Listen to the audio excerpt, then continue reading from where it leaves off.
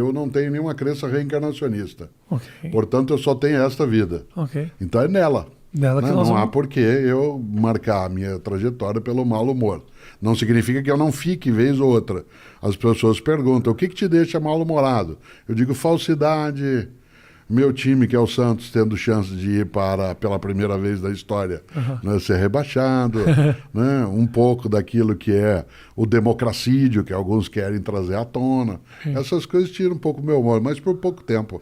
Você falou que não acredita na ressurreição. Não, na reencarnação. Na reencarnação. Você já pensou sobre esse assunto? Já Sim, várias refletiu vezes, sobre... porque o melhor texto sobre isso, né, a melhor análise sobre isso na história, claro, afora as práticas, né, da religiosidade, né, céltica, que foi absorvida pelo Allan Kardec, né, que o nome Allan Kardec é um nome céltico, ele, como francês, adotou, né, toda uma concepção de um modo de reencarnação muito inteligente.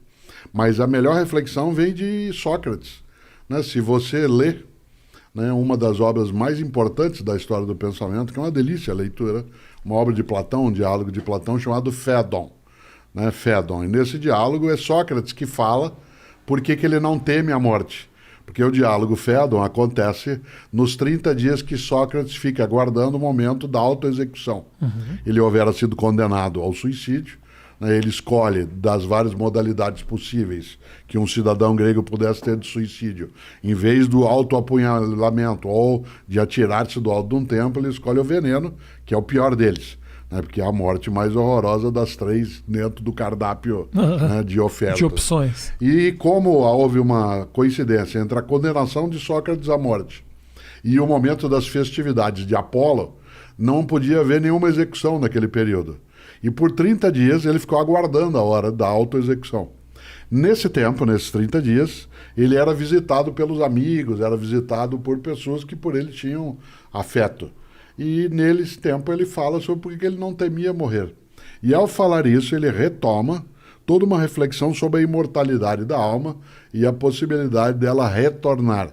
Né? O kardecismo é um modo específico de reencarnacionismo, o pensamento de Platão, e no caso Aristóteles, né, falando por meio de Platão, está mais ligado aos cultos persas, né, o que se chama de cultos órficos, em que a reencarnação se dá, né, a partir de um tipo de descumprimento, né, de tarefas que a tua essência teria. Toda essa volta é para lembrar que na filosofia o tema foi tratado já há 2.500 anos. Depois, claro, a percepção da reencarnação, ela vem de outros modos. Né? Eu não tenho essa crença reencarnacionista. Você tem medo da morte, Cortã? Eu tenho medo, mas não tenho pânico. Né? Há uma diferença entre medo e pânico. Né? O medo é quando você fica em estado de atenção. Né? Eu sempre digo, eu tenho repetido isso com frequência, a morte não é uma ameaça, ela é uma advertência. Ela diz, você mortal sendo, cuide-se para não desperdiçar aquilo que você tem, porque cessa. Sim, sim. E nesse sentido, o medo, sim, o medo é algo que é absolutamente importante, que se tenha de qualquer coisa. Eu tenho medo de cair, eu tenho medo, né, de perder a saúde. Medo de cair mesmo? Claro, eu operei o joelho direito, coloquei prótese, e portanto eu preciso, entre a última vez que conversamos e agora, eu estava um dia na Praia do Forte, Salvador, após uma palestra, estava com Cláudia, com quem eu sou casado, e ao final da palestra, para desestressar, a gente, como fazia vez ou outra, foi correr. E eu fui correr na areia e não notei que tinha um banco de areia. Caí e bati o joelho direito. Não há fratura na região, ela é quase isso, é no subcondral.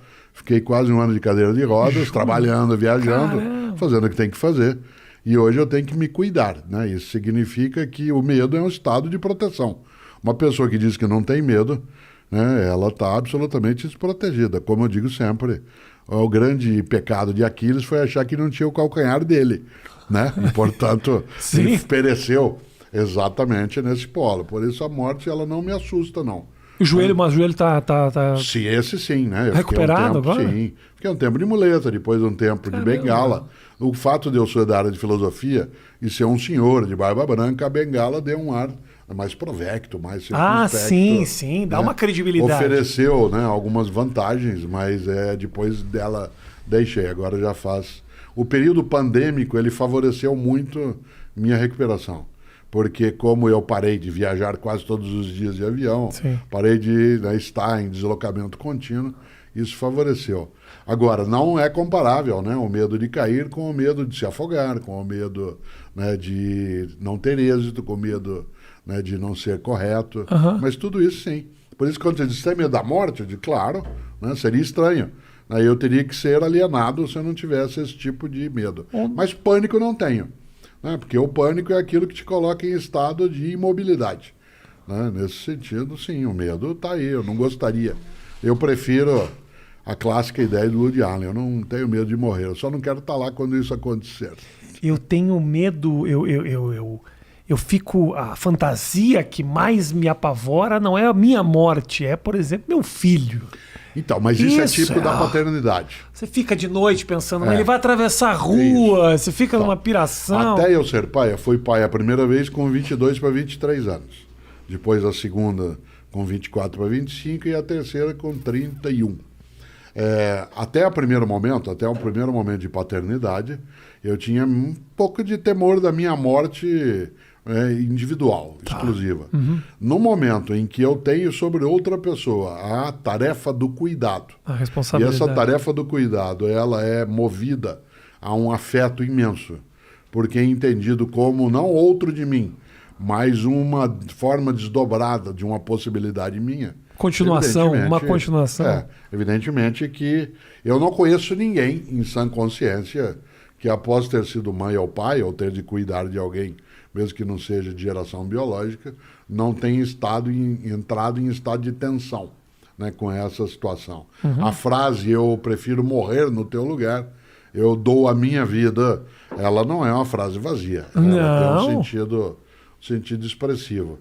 Agora, uma das coisas que nós temos de fazer é, Rafinha, formar as crianças para que elas lidem com a perda.